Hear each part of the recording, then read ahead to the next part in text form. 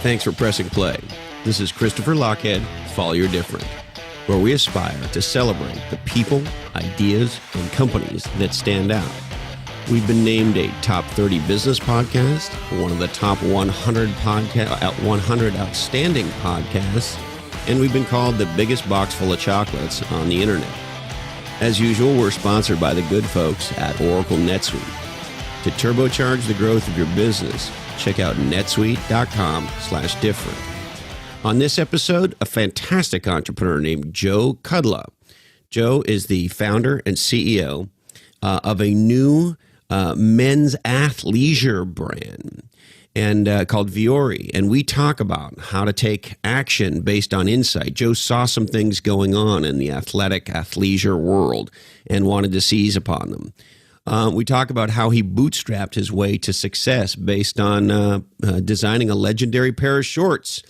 We talk about how to build a successful omni-channel retail business from the start. And we also touch on why poop can lead to profound love. Yeah, we do. Go to lochhead.com for more about Vuori and Joe's amazing background and the key takeaways from this episode. Now, hey ho, let's go. So tell me about your theory on pooping. Diving right in. Yeah, well, we were talking a little bit earlier just about your chickens and how you've never held so much poop in their early days. And then I quickly drew the parallel to your comment, how much you love them. And my experience, I have a 2-year-old daughter, and I've never really experienced love like that before. And on the same hand, I've never experienced poop like that before. And so I was just saying, hey, maybe there's something there. Maybe the human connection to poop leads to a deep, profound love that we just can't understand. I don't know. So there's a love connection through poop that happens. It's possible. I'm just saying. You might have something there. I tell you, I love our hens dearly, and man, oh man, I pick up a ton of poop every day. I was just drawing a simple connection. I like to draw lines between two very easily connectable dots. Yeah.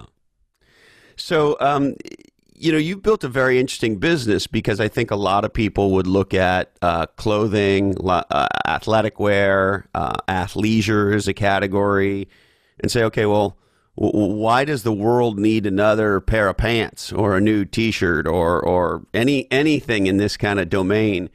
And so, I'm curious, you guys have been able to carve out an interesting niche for yourselves. How have you been successful selling stuff that's been around pretty much since the creation of the fig leaf?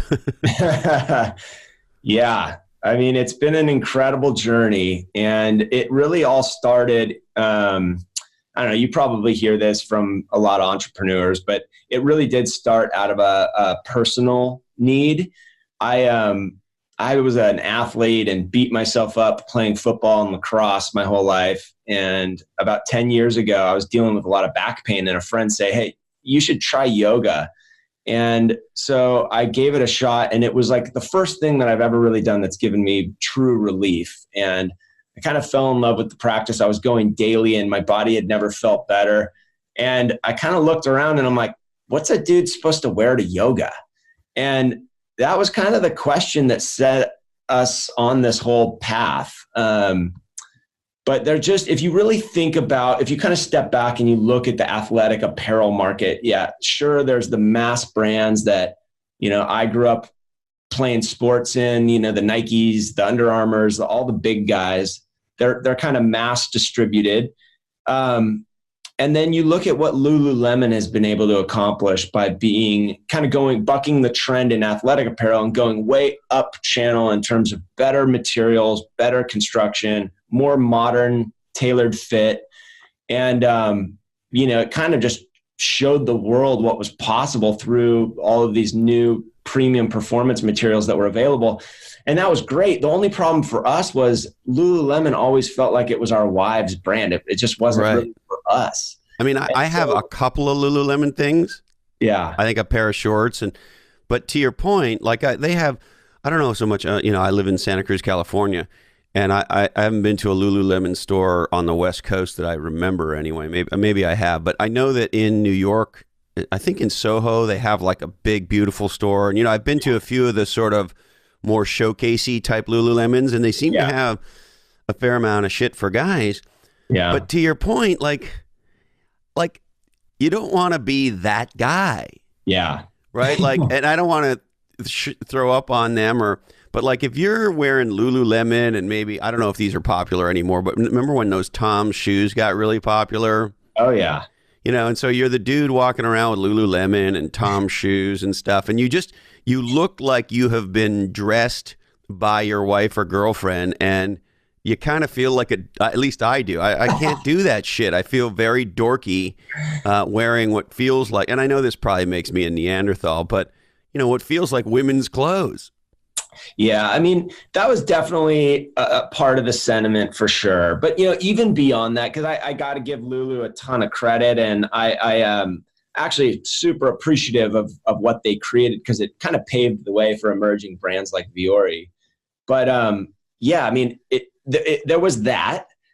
But then the second part was just that we were from the beaches of Southern California, and we were wearing board shorts to the gym or board shorts to yoga, and we kind of were just more comfortable with this like West Coast casual aesthetic. And it's funny, I was at a conference yesterday, and somebody was talking about the outdoor costume, and I kind of draw the same line with active apparel. It was like, before Lulu and before Vuori, it was like you had the gym costume, and it really was clothes that were designed to make you look like you were going to the gym. So super synthetic and shiny and reflective logos and all kinds of stuff. And we were like, we're the anti-gym guys, like we're going to the gym, but we just didn't connect with that culture around it. And like you didn't want to look like you were going to the gym, even if you were, kind of a thing. Exactly. That's the thing. And so, what was like, to your point, I've been practicing yoga on and off for the better part of 20 years. I suck at it, so I don't want you to think for a second like I'm some serious yogi, but I go pretty much at least once a week. Yeah. And I, like you, I've had all kinds of back problems and hip problems, and I have this wackadoo fucking disease that my neurology and my muscles are all fucked up, and I have to be on a epilepsy drug because my neurology won't leave my muscles alone. And so the net of that is I have the flexibility of a Frankenstein monster. And so, range of motion, functional movement, all of these terms that we've learned over the last handful of years as dudes like you and I, who would just kind of go bang, bang, bang, realize like if you just keep banging on your body, bad shit happens. Yeah. Anyway, long story longer, I would do what you were just describing. I would wear my O'Neill board shorts and, maybe a Legends and Losers t-shirt and go to yoga. Yeah.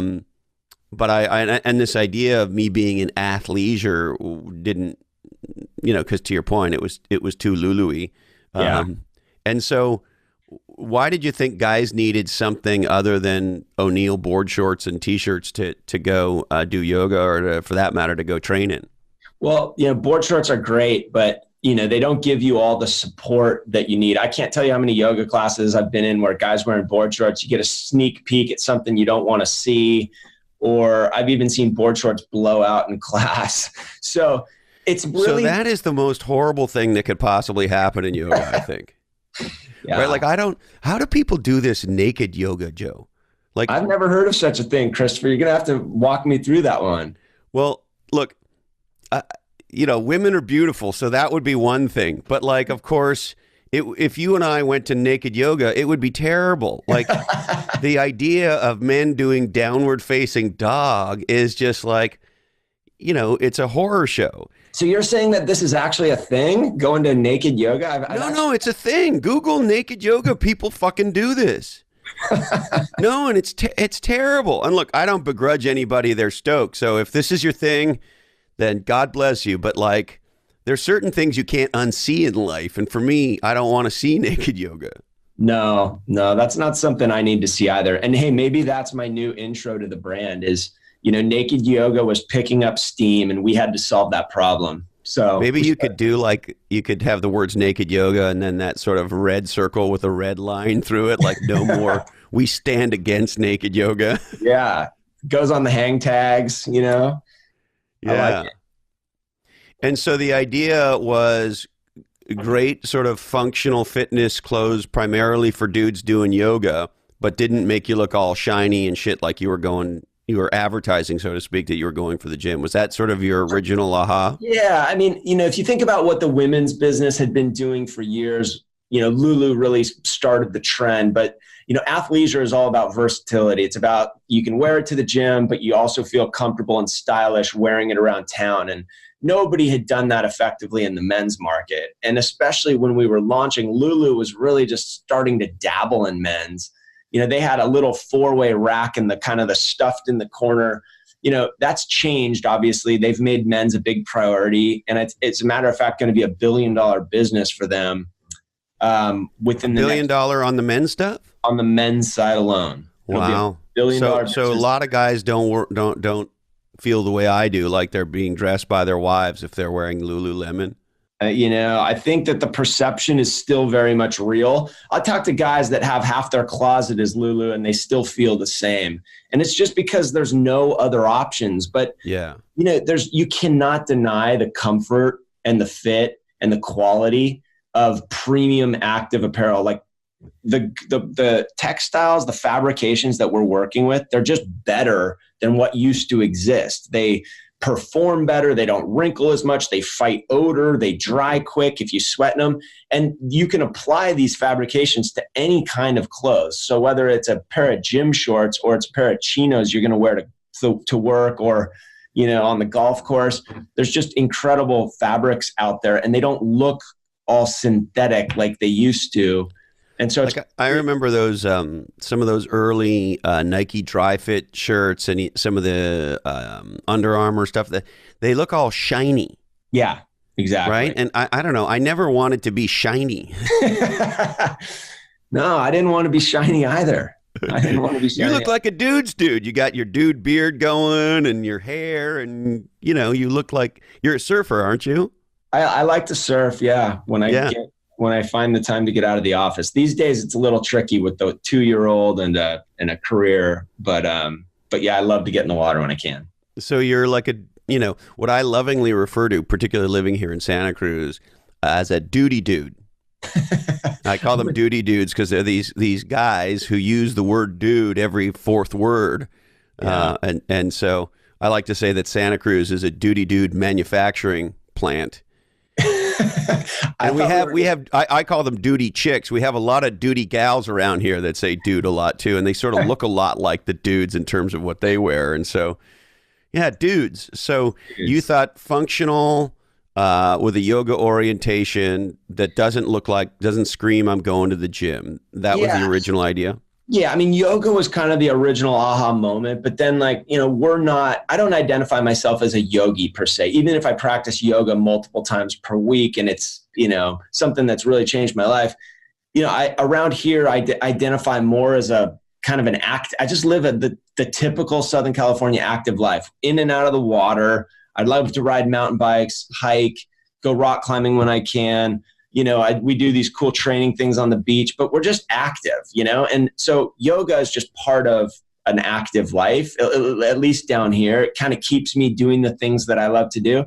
And so while yoga was the aha moment when I looked at the space, and if I told you the stats on how many people were practicing yoga, you'd be blown away. And when you compare that to the number of people that surf, I was just like, wait a minute. Something's off here. There's this huge number of guys practicing yoga in the US. Nobody's doing anything cool to speak to them. So that was kind of the initial light bulb. But then, when I really looked at the brand that we were going to create, it was inspired by much more than just yoga. It extended to kind of this diverse, versatile, active life. And we just wanted to make products that could work in the studio. They could work in the gym. They could work hiking. But you could also take them to the beach or just go meet a friend for a beer and feel totally at home. And so that was the premise of the brand. It was like clothes that were built to move and sweat in first and foremost, but they had an aesthetic or a vibe that was more casual in nature that you could just carry with you throughout your day.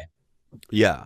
I get that. And you tell me, because you know way more about this than I do, of course. But if you were trying to accomplish that as a guy prior to Vuori, the clothing options you had were, Nike and sort of those more traditional sports brands. And maybe it's because, the longer I live, the more I feel this way. I don't want to wear a T-shirt that says fucking just do it on it, or that has you know what I mean? Or all this logo wear. Like, I find most of the time I don't want logo wear. I want, a plain T-shirt that looks nice, that fits right, or just a simple shirt that doesn't have some crazy ass fucking design on it. Or like, I don't know. I find as guys, a lot of us, we don't want to be too flashy. We want to look good, of course, and we want to be able to facilitate our lifestyle. But like, I don't want a giant fucking North Face logo or all of that shit on it, right? Yeah. And you don't, most guys, I can't speak for everybody. Most guys aren't really like slaves to trends. It's like we kind of figure out what we like. We find our wheelhouse and we like to stick to it. And that's Vuori's built around us a really like wearable fit. We're not slaves to trends. So we're not chasing something that's going to be really in style this week, but then out next week. Our pieces are timeless. The fit is super on point, and they're just really comfortable and really wearable colors. We throw around the word sophisticated because it's just, we're not using a ton of bright, crazy colors. It's your navies, your blacks, your charcoal grays, we try to make it really simple for guys to just wear it effortlessly and look good. And that's the shit I like, right? Look, there was a point in time as a younger man where I would wear more flashy shit, and that there's a time and a place in a guy's life for a snazzy looking shirt or whatever. But to your point, I like black, I like dark blue, I like gray, muted earth tones that don't make me look like, I'm some idiot trying to your point, follow some trend. Like, of late, I don't know if it's dying off now, but like all the 80s neon colors are back. Right. Yeah. And like, I don't know how old you are, Joe, but I'm fucking 50 years old. I don't want to wear that shit, man. Yeah. I want to wear a black T-shirt and a pair of dark blue jeans and look like a fucking man. Yeah. Well, that, you just hit the nail on the head. And, another area that we kind of looked to for inspiration was the action sports industry. And you're from Santa Cruz, you get it. Down here in Southern California, we all grew up wearing surf brands, and as a 14-year-old kid, those brands are super aspirational and they really spoke to us, back when I thought maybe I had a shot at the world tour. But, now you were going to be the guy to take Kelly Slater down, weren't you, Joe? I was the guy. I had made up my mind. But, as that ship has sailed, for me, I'm 40, but, as a guy that was 35 when we started this, it's just more about today. Like, I want to be super comfortable. If I'm going to work out, I want to be supported. I do want to look good. But it's not about trying to stand out and wear some crazy logo driven or bright color. It's about just, clothes that integrate into my daily life really well. And that's what we focus on.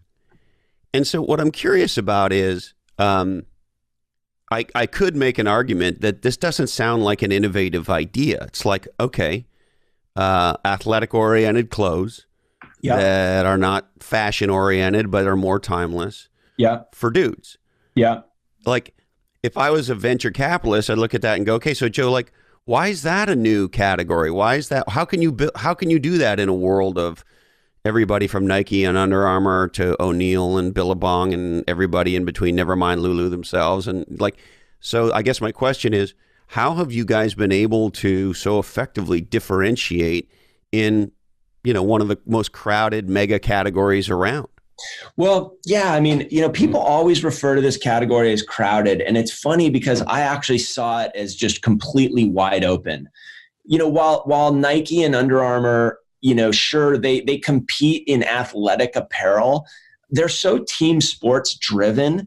And, like I said, as I've graduated that kind of aspirational period in my life where I wanted to be a professional athlete, I've come to terms with the fact it's not going to happen. But, we're looking at a completely different category. There's a little secret in the apparel business. The mainstream active brands, the big ones that we're talking about, they'll typically draw a line in the sand and they won't use a fabric if it costs more than $2.50 a yard. And we typically measure the cost of our fabrics on a per yard basis. So $2.50, right? If you look at what Vuori is doing, our typical fabrics cost between $5 and $10 a yard. So right there, I'm using a fabric that's 2 to 4x more superior than the traditional activewear brands. And it's because they focus on such mass and international distribution. They're really tied into certain price points, whereas I can come in, I can work with far more superior fabrics. I can reach my customer directly. I can pass on that quality to my customer. And there's just a noticeable difference. So when you looked at the market of who was really going up channel and delivering superior quality, insane comfort, while all the same performance, I mean, I really honestly feel Lulu was the only ones doing it effectively. And since there's been a couple more players enter the premium men's space, but Vuori was very early on in kind of going after that type of a product offering. What I love about what you're saying is, yeah, if I paraphrase what I think I heard you say, Joe, everybody looks at it and says real crowded, and you saw it as wide open. Yeah, that's right. And what I know, having done a lot of research in this regard, is that legendary entrepreneurs see things, in particular, a problem, in a way that other people don't. And so how would you describe the problem that you saw or that you're seeing that you're now solving at Vuori that other people didn't? Well, there's two things. One, we touched on it. I felt like the product quality offered in the athletic apparel space was pretty much crap. It was distributed at mass retail via huge sporting goods dealers that are all really struggling now to survive. So that was the first thing. I didn't connect with the product quality.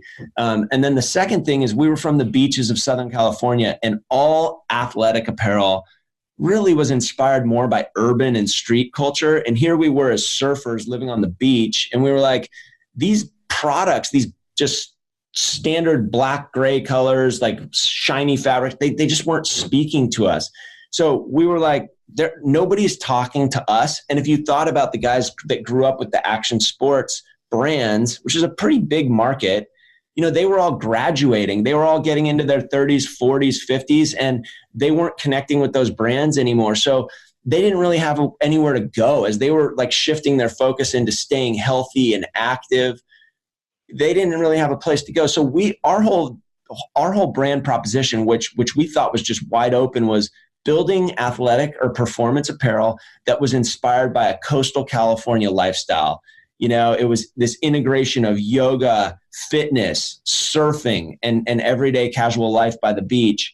And we wanted to build products for people kind of living that lifestyle. And even for people that aren't living that lifestyle, it's like, it's very aspirational. I mean, who doesn't have the California dream, so to speak? You know, it's like, I know I did and still do. I mean, I grew up in Montreal, Canada, and I live 2 blocks from the Pacific Ocean, or as we like to call it, the Pacific Ocean, right? Here in beautiful Santa Cruz. And so, yeah, I mean, I totally get it. It is very aspirational.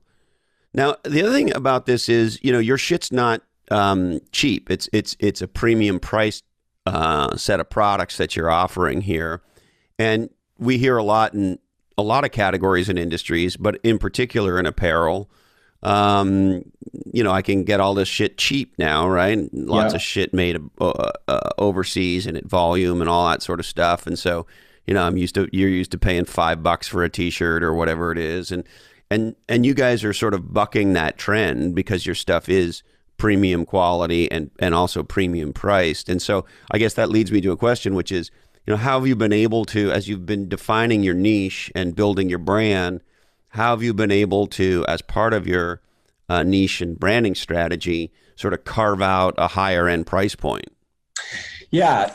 I mean, that's a great question, especially in our category, which has been dominated by, you know, heavy discounting at mass market retailer. And that inherently was part of the opportunity, was to deliver a quality product at a more, it is a premium price point, but it's still very accessible.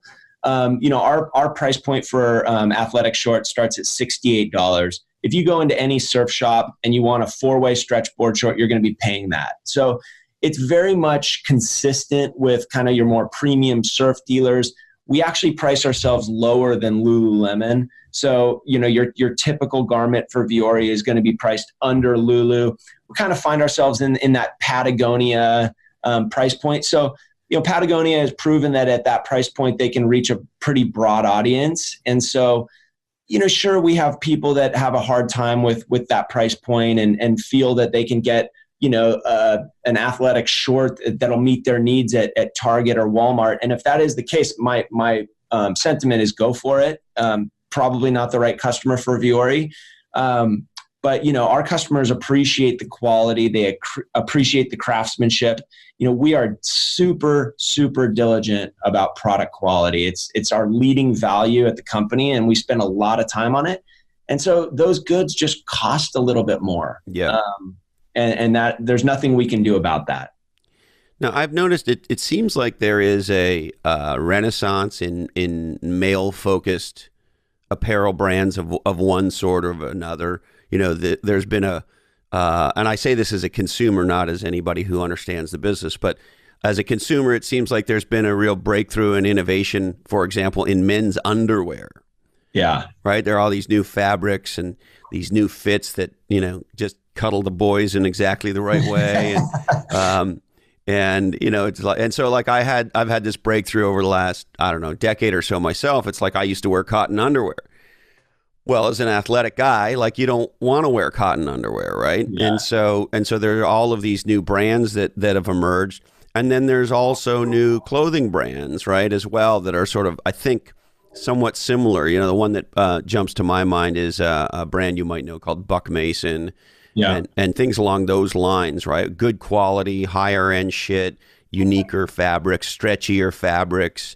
Yeah. That aren't sort of trend oriented. So it seems like this note that you're playing is part of a bigger trend, if I understand it right. You tell me.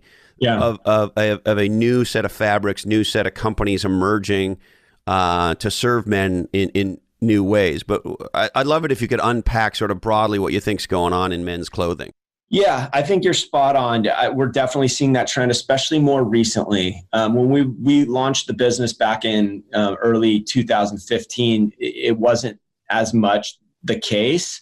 But, the internet, that old intraweb, it's a powerful thing. And it's allowed brands that have very targeted niche offerings to reach a niche audience. And so therefore, it used to be you had these mass monolithic brands that were really at the whim or at the, their destiny was really controlled by wholesale distribution. So, you'd have your Nordstroms, your Bloomingdale's, your, Neiman Marcus, and these big department stores could build these massive monolithic brands.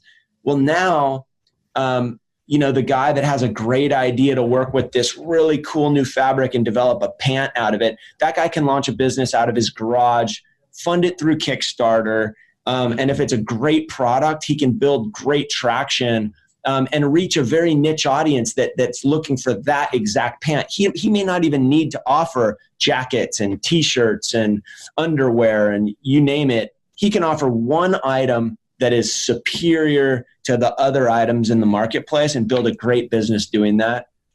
And so there's very few barriers to entry, and it's kind of, it's just wide open in terms of what entrepreneurs can dream up and bring to market. So very cool. Yeah, I see these niches,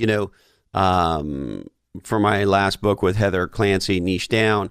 We the final chapter starts off by saying we see a niche NATO coming. And this is a big part of why you can start a business for relatively cheap. You can plug into Amazon AWS. You can go and build a WordPress site for fucking $15 a month or whatever. Yeah. You can tack on Shopify and get going. And to your point on the niche marketing, the interweb allows us to try to target people in a very super specific way. And so it's interesting to see so much innovation in this case, men's clothing. And you think a big part of it is, frankly, the internet and the ability to get access to folks that are interested in your niche that maybe prior to this you wouldn't be able to. Is that what I hear you saying? Yeah, that's right. I mean, it used to be if you had that same great pant idea that I just described, you would take a sample down to Nordstrom. They probably wouldn't take your call because you're not established. You don't have a broad collection of clothes to sell. You just have one item. You don't have the money to invest in a whole collection, and you don't even think that the whole collection is necessary because you're like, it's all about this one pant. The wholesale dealers wouldn't even pay attention to you. So you'd really have no opportunity to get that off the ground unless you wanted to hustle it around to, farmers markets and street fairs trying to build awareness. But now through social media, you have an opportunity to identify like-minded folks that feel the same and speak to them in an authentic voice and build a great business. So yeah, it's a very incredible time for entrepreneurship. And, as that space becomes more crowded, because there are a few barriers to entry, really what's separating brands now is execution and your ability to build a business that can scale. And that's where the winners and losers are being defined. It's in your ability to speak to your customer, to deliver an exceptional service across all channels of your business. So let's go there for a sec, because I've purchased from some of these brands. And my biggest criticism is, let's say I hear about one of these new male-oriented brands, as I have, and I think, oh, that's cool. Maybe I'll buy that shirt or those underwear or whatever it is. And you go ahead and you buy. And then you go, yeah, this is great. The two things that have gotten me in the past are, number one, inconsistency on sizing. Yep. So I'm 6 feet, 195, and I'm in that spot where sometimes I'm a large and sometimes I'm an extra large, and it depends on the brand. But what makes me crazy as a consumer is, let's say I try your shit and I fit nicely into a large. And so great, I buy some more shit from you, and now all of a sudden the large is too small. It's like, well, what the fuck, right? Yeah. So that's one experience that I've had, particularly with these emerging brands. Yeah. And the other one I've had is, to your point on scaling, you fall in love with one of these emerging brands. You go, hey, this is an awesome shirt. I love this. And I don't know if other guys are like this, but when I get something that I like, that's awesome, that I want to wear all the time, I want to get 5 of them, right? Like to your point on Patagonia, years ago when I was doing a ton of hiking, I still do some, but at one point I was doing a ton, and like a lot of people, it's hard to get the right shoes, or do you wear boots, or what are you doing? Anyway, I finally found these pair of Patagonia hiking shoes that I absolutely loved, and I bought 2 other pairs of them because I thought, I don't want these guys to stop making this shoe. Anyway, I don't know if most guys feel like that. But anyway, long story longer, Joe, this leads me to a question, which is, what the bummer is you buy, let's say you buy the shirt in dark blue and you're like, yeah, that's awesome. I'm going to go back to this new XYZ brand. I want to support these guys, etc. Well, fuck, they're out of it. Yeah. And then you go back once a week for 3 weeks and they're still out of it. And I'm like, hey, guys, I want to support you. I love you. You're a startup. I'm an entrepreneur. You guys are entrepreneurs. You got my heart. I love this shirt I bought from you guys. But you fucking don't ever have it. Or you only have it in one fucking color. Yeah. And so I guess my question is, as a startup in this space, how do you capitalize yourself? How do you execute in a way that if you hook a dude like me and I'm in, I'm like, all right, I want more. How do you make sure my shopping cart on your website stays full? Yeah. I mean, you hit it on the head, and those are challenges that we all face, especially when you have something that's a runaway success. Because typically, there's only so much risk you can take when you place those initial buys, right? You're going to bring in, call it 1,000 units. And if it's a runaway success, those 1,000 units will be gone overnight, and then you got to double down and make an estimate of how many you're going to buy next time. But all you can really do is build a framework and a process for evaluating the data that your business provides. And that's the beauty of the world we live in today. There's such incredible platforms available to us to analyze data. And so As a startup brand, you usually don't have the resources to hire a big team. In our case, we for the most part bootstrapped the business. We did raise a little bit of friends and family money, enough to kind of get us out of the gates, and we were really fortunate to have kind of some early success that just kind of built upon itself. But it's all about investing in the right framework and the right people that have the right experience that can solve problems like fit. They can solve planning challenges that you have. They can solve supply chain issues and logistics issues. Because I came into this business with very little experience in the apparel business. I had dabbled in it. Really is more of a passion project, but I'll be totally candid. I had no idea what it took to run a successful apparel business, especially a successful omni-channel business, because we're shipping product on our website. We have 3 retail stores now, and we also run a wholesale business where we sell to other dealers like REI and Nordstrom and Equinox and so forth. So, that's 3 different ways of running a business. You got a retail business, you got an e-commerce business, and you have a traditional wholesale business. And coordinating all of the logistics and supply chain and planning that have to layer on top of each other to do that effectively. It's a lot of work, and I don't think I estimated all of it. So that is where. So you mean to tell me that as an entrepreneur, one of the things you've discovered is it's a lot harder than you thought it was going to be? Sure. Yeah. Exactly. Call the Wall Street Journal, man. Hey, entrepreneurship's fucking hard, eh? Yeah. Yeah, it's been an incredible adventure. And what are the big things you're learning along the way, Joe? The big one, nothing profound to say here, but otherwise, I would just say hire great people. At the end of the day, like when you have the opportunity to hire, don't get your ego involved in the equation. Don't try to be the smartest person in the room. If you are the smartest person in the room on a subject that you're hiring somebody else to be the expert on, they're probably not the right fit. You want to hire people that are a lot smarter than you in their respective area of expertise. And that shift for me of really just becoming a brand champion and a recruiter and doing my best to build a world-class team, that has been a big difference maker for us.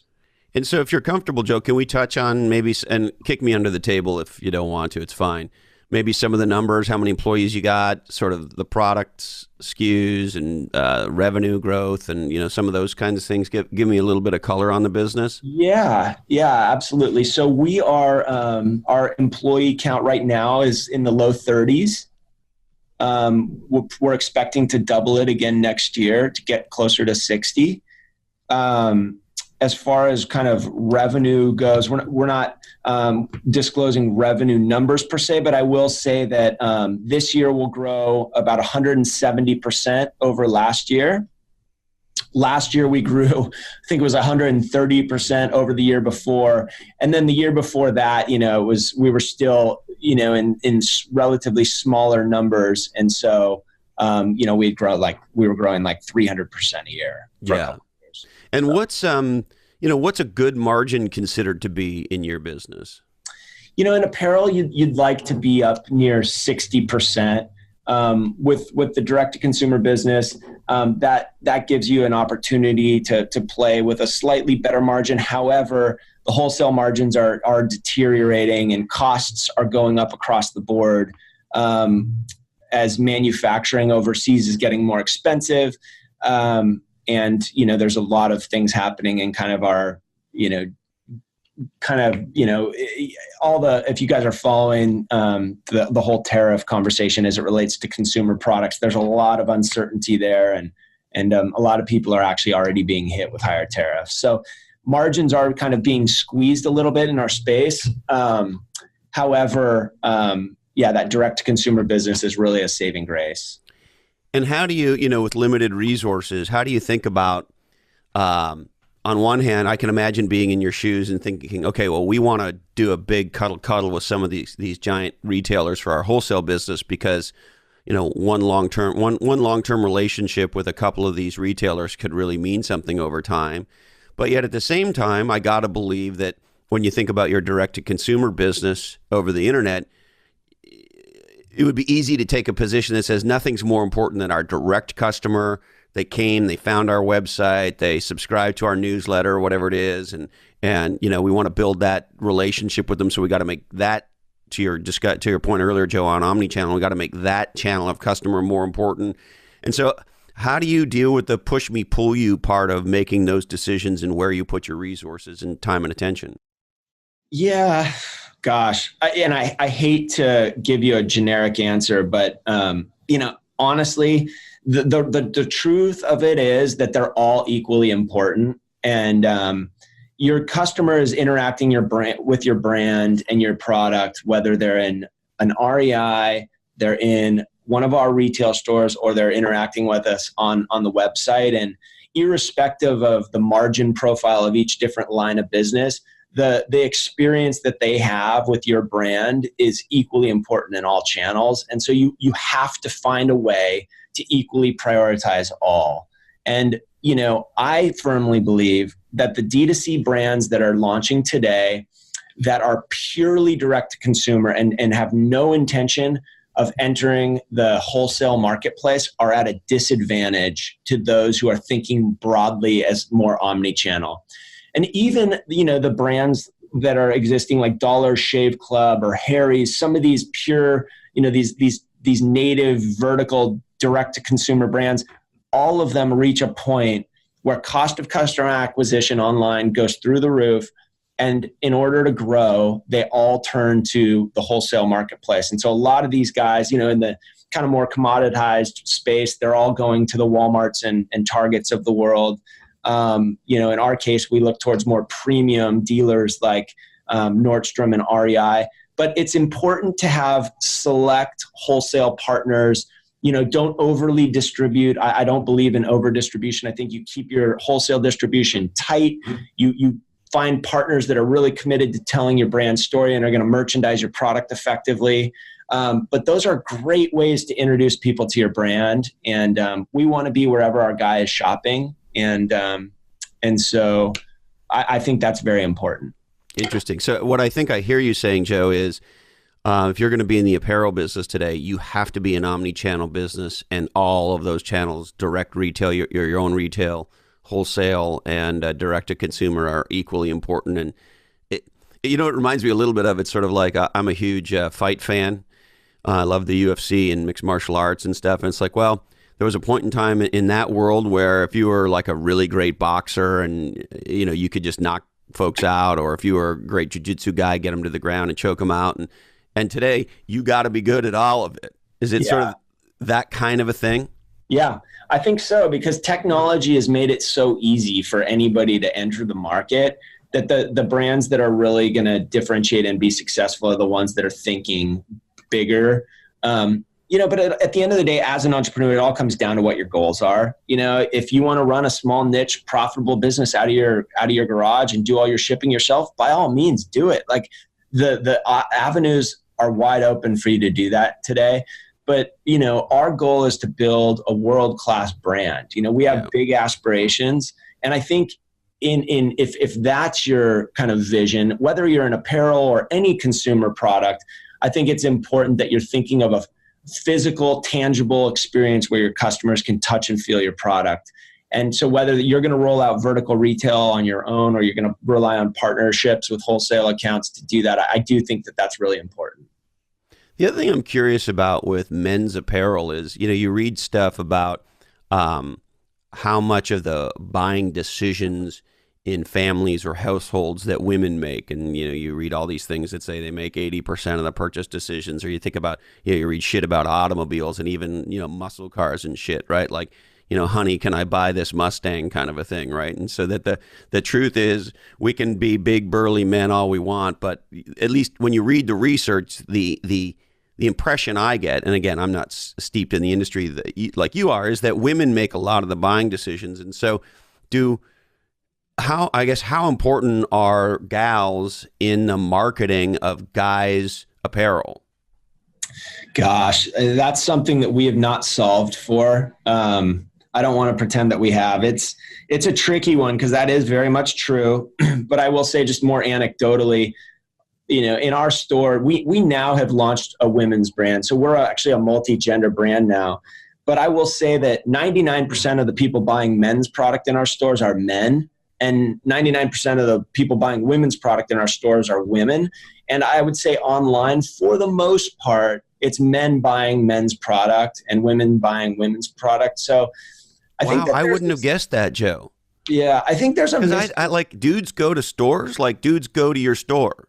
Not in as much volume as women. You know, clearly the guys don't shop as much as women, but you know, I think that there's this old perception that guys don't want to look good or don't care about their appearance or don't care about kind of what they look like. That I don't believe that that's true. And I think that this kind of big flood of men's brands that are having a lot of success is proof and evidence that guys do care about their appearance more so now maybe than they used to, but more and more.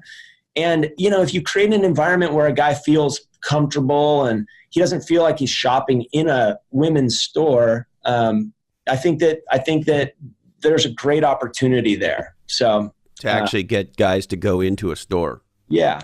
Yeah. So that's fascinating that for the most part, it's men buying for men and women buying for women. It's not folks coming in, gals coming in and buying stuff for their guys at Vuori. No. Interesting. And then how do you think about the next couple of years? I mean, you clearly have a tiger by the tail here. You're growing at 170%. Tell me about how you think about the next couple of years. Well, I you know, we're going to just continue to focus on building a great team. We're focused on setting up our infrastructure for scale.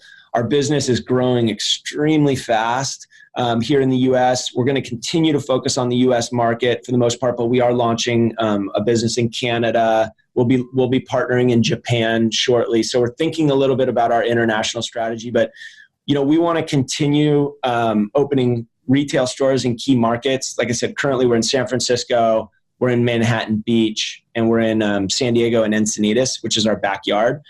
And we want to keep opening retail stores in key markets and delivering a great customer experience and building community and connecting with people. And, you know, really just continue to focus on, if we can do that effectively while focusing on continuing to innovate, design, and build great product, we're going to kind of let the rest take care of itself. But that's our near-term strategy, is just keep getting better at what we do. Yeah. Now, if I could just shift a little bit to the, you know, your personal life, and again, kick me under the table if, you know, you don't want to go here, but you have a 2-year-old daughter, as we talked about earlier, right? And is she your first? She is, yeah. Yeah. So you're a new dad, and you're an entrepreneur with this business that's on fire. And obviously you're a surfer. You like to get out. You like to do your yoga and all that. So how does sort of being a new dad and a active guy, and you tell me if you have a gal in your life or how this is all working, but like, how do you think about sort of your business in the context of your life? Yeah, well, gosh, I mean, none of it would be possible without my wife, who is an absolute rock star and has been incredibly supportive through this whole process. But yeah, there was definitely days where it felt a bit overwhelming. You know, there's certain things that I do that kind of get a little personal in terms of just how I live my day to day. But, you know, I try to find ways to stay balanced and centered through all the chaos. And part of that is just waking up earlier than everybody else. And I like to get up, and I have a little practice where I sit alone, call it meditation, and I do a little bit of breath work. I've gotten really into ice baths. So I get my body kind of moving and warmed up, and then I get in the ice. And it's a process for me to maintain kind of like, I don't know what you'd want to call it. I actually listened to a speaker the other day refer to it as a flow state. But it's like, how as entrepreneurs, how do we create flow states for ourselves and for our teams? And I think what she's essentially just saying is, you know, how do we stay optimized? You know, how do we manage stress, stay balanced, and stay in that place where creativity can flow? And for me, you know, I have to get out and exercise. So that's just like, I have to find a way to keep my body moving, but I also have to find time for just me to sit still alone and just kind of go to a place where I'm not having thoughts running through my brain. And yeah. So what time do you wake up in the morning, Joe? What's that? What time do you wake up? These days it's usually around 5:30. Yeah. Yeah. It's interesting what you're saying. It reminds me a lot. A dear friend of mine is a guy named Hal Elrod. And Hal is the author of what is now a series of books. I don't know how many of them there are. There might be over 20, called The Miracle Morning. It started off, the first book's called The Miracle Morning. And then he and another buddy of mine, Cameron Harold, wrote a book called The Miracle Morning for Entrepreneurs. And I think now they're working on, The Miracle Morning for underwater basket weaving. And, like there's a ton of them. Out. Yeah. It's been one of the most successful kind of collection of books like that to come out in years. But the idea is, one, it sounds very much in alignment with what you're talking about. Hal's initial insight was what we do for the first hour of the day really sets the context for the day. And most of us don't think about it. We get up, we drink coffee, we, look at the newspaper. Well, we don't have newspapers, but we look at our phones. We get freaked out by that. Yeah. And, we commute somewhere. We get freaked out by that. And so we sort of wake up and, we drink coffee, which fires us up, and then we freak ourselves out, and then we get going, and we just are freaked out all day, kind of a thing. And yeah, so he espouses, he has a process he talks about, of course, but he espouses doing that. And so it's interesting to me that a guy with a business that's on fire and a new baby girl and a gal and all the things you have going on in your life, you have decided to get up at 5 or 5:30 and give yourself that hour and put yourself in freezing cold water. And so yeah, no, it's you got to do it. You got to find a way to get your nervous system to stop firing and get out of defense mode and just chill out. And so whatever that means for you, for me, it's meditation and breath work. I watched this Vice documentary on Wim Hof a while back, and I was just so fascinated by what he was doing and what he was up to and the challenges he was trying to address in his life and in others. And I was like, I'm going to give this a shot. And a buddy of mine had gone and studied with him. And so I went over and kind of just got turned on to the Wim Hof method. And I had been meditating, for probably 5 years up to that point. And the Wim Hof method for me just kind of changed everything, because it was like for a really active guy who's used to like being kind of pretty physical. It was more of like a physical breathing exercise. But then when it was time to stop breathing, you were just in such an incredible mental state that you could really drop deep into meditation easily. And so anyway, I kind of fell in love with the Wim Hof method, and it's been a game changer for me. It's interesting to me how popular his thinking and approaches have become. I don't know if maybe it's more of a West Coast thing. I don't know. You can tell me, but it seems like, hardcore martial artists and CrossFitters and, a lot of surfers and are doing breathing and cold water. And we've had commander of SEAL Team 3, Mark Devine, on the podcast a couple times, and he's a huge proponent of breath work. He likes just simple. He teaches box breathing, 4 in and 4 out, and as a simple start point. And he's a big meditation guy, and it sounds very similar to some of the things that you're saying. And so it's interesting to see that a lot of these, burly men like you are saying, no, I want to get up in the morning, center myself, do some breathing, literally put myself on ice. Yeah, man. I mean, if you think about it, we're only here for a short amount of time. I want to feel as good as I possibly can every day. And so, it takes an active investment in some of these things to feel that way. And so for me, there's just no other way to live. And I think a lot of people are figuring that out. It's just so cool to see, like, through technology, the amount of information that's being shared every day, and the access that we have to these brilliant minds and people that are, like, introducing these new techniques and strategies on, how to live a better life. It's just all at our fingertips. And so it's just a super cool time for anybody that's curious. Well, yeah. And, for me, of course, I'm biased, but I think podcasting has a lot to do with that as well, right? Yeah. Because now for the first time, we have a medium for capturing, what you could think of as authentic conversation, real dialogue. And to your point, a guy like Wim has been on, I don't know how many podcasts, but a ton. Yeah. And these things are all free. And then even if you forget podcasting, TED Talks and, what the big universities are doing. My friend Professor Tina Selig has been a real pioneer at Stanford and putting the what's called the Entrepreneurial Thought Leadership series online and all this stuff. And so I guess I'm just agreeing with you. And the way I think about it, Joe, is if you're stupid today, you're really fucking stupid. Right? Yeah. Or just not interested, right? I mean, your curiosity's got to lead you, right? Lead you to action. Yeah. And I mean, it's with all the stuff we have, audiobooks, podcasts, TED Talks, et cetera, amazing blogs, all of it, right? You can get yourself educated on pretty sophisticated topics for pretty small amounts of money. Yeah. It's so cool.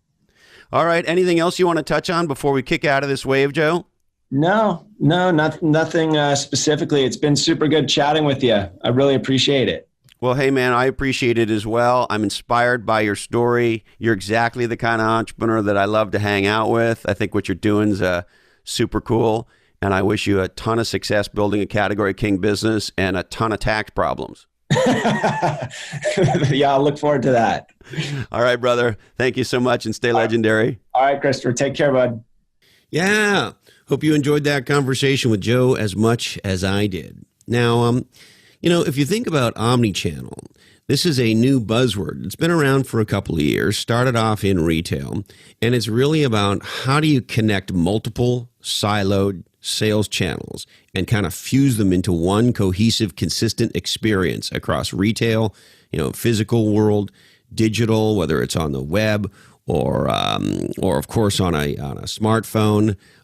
Do you have an indirect channel? How do you bring it all together to deliver something legendary for your customers and consumers so that you can be everywhere your customers want to do business with you? Well, that's NetSuite. NetSuite offers an omni-channel capability as part of their complete end-to-end business suite of applications in the cloud for running your business. So you can give consumers flexible options. So they can pick stuff up in store, they can buy stuff online, they can have you ship it to a particular destination. So that customers can have a digital and physical and, if you will, hybrid omni-channel experience with you that's always legendary. NetSuite is the platform for that awesomeness. NetSuite helps growing companies with their omni-business channel strategy, helps you get more traffic, helps you convert browsers into customers and increase online revenue with their flexible and feature-rich, full-bodied, full-powered, full-bodied suite so that your customers can do business with you anytime, anywhere they want to. Thousands of the best-known brands and fastest-growing companies use NetSuite to manage their business, and now it's available to you. So check out netsuite.com/different. And while you're there, you'll be able to set up a free 1-hour growth review with an expert in your industry just because you're a listener to this oddcast. That's right. So go to netsuite.com/different today. And if you want to check us out, you can go to lochhead.com, lochhead.com. And you can find me on Twitter at Lochhead and on Instagram at Lochhead. And if for some reason you want to email the podcast, send us an email to blackhole@lochhead.com. All right. We would like to thank the hot new company, Vuori Clothing. Check out Vuori, that's VUORI, clothing.com today. One Life Fully Lived. Dream, plan, and live your best life at onelifefullylive.org. The awesome #1 best-selling book by Heather Clancy and myself, Niche Down, How to Become Legendary by Being Different. Check it out on Amazon.com. Speaking of books I love, Dushka Zapata's got a series of awesome books. Really, you should just buy them all. They're fantastic. They're easy to consume. And one of my favorites is called How to Be Ferociously Happy and Other Essays. Speaking of other great stuff to read, check out growwire.com. It's what legendary entrepreneurs are reading, featuring stories of innovation from all kinds of different types of entrepreneurs. There's interviews with rock stars like Magic Johnson up there. There's a YouTube channel. There's a podcast that I recently guested on. So check out growwire.com. and the amazing people at kiva.org. If you want to make a difference for entrepreneurs, particularly in the developing world, Kiva sets up interest-free loans. Check out kiva.org today and learn how you can become a part of powering entrepreneurship around the world. All right, I got to remind you that today's information is provided to you solely for informational purposes, and this oddcast is the sole property of the Lochhead Oddcast Network. And you know what? We'd love it if you shared the shit out of it, so why not share this podcast on social media or with somebody you love right now? All rights do remain perturbed. I must remind you that this oddcast is not recommended for wankers and is highly flammable. Don't forget to be nice to your dad. Support your local entrepreneurs. Pick up a pair of John's Crazy Socks. Remember to say, hey, Siri, subscribe to Christopher Lochhead. Follow your different. Don't be lame. Get out of the passing lane. Listen to the Ramones. Only buy pasture-raised, free-range eggs. Thank you, Candy Dandy. I love you, Mom and Dad. And hey, Colin, this oddcast really turns the room upside down. Hey, Lebowski, be careful, man. There's a beverage here. Anyways, our deepest apologies to Marcus Rust, Chief Executive Officer of Roseacre Farms. Sorry, Marky, we just ran out of time for you. That's it. It means the world to me that you invest part of your life with me. Thank you so much. Until we are together again, follow your different.